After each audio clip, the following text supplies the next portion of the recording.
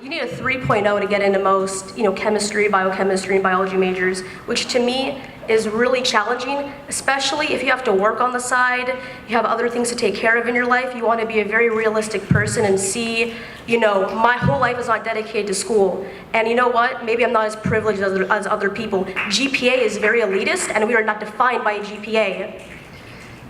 So number 2, since I'm a woman in science, and I love engineering, and I just want to be a mad scientist someday. So I really want to add a 4th engineering major to Western's campus. I think that would allow us to expand, and it would be really attractive for other, potential students and even current students. Because Western has historically known to be a liberal arts school, which is amazing as well, but I think it's good to expand and add some variety.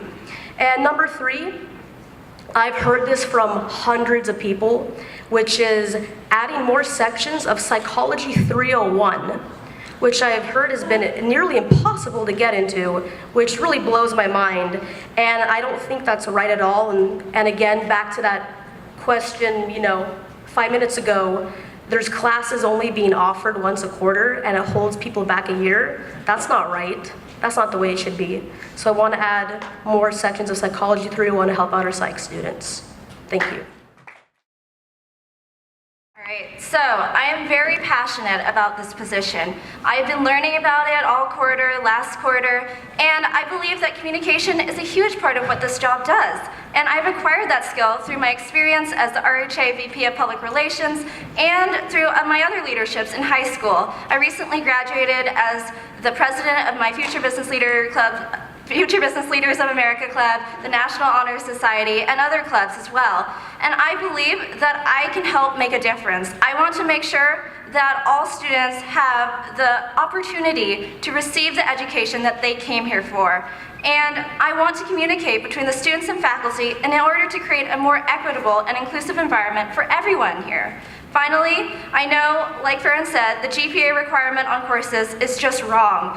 It is not inclusive or equitable at all, and I believe that we should find another solution to the bottleneck and waitlist class problems. Thank you.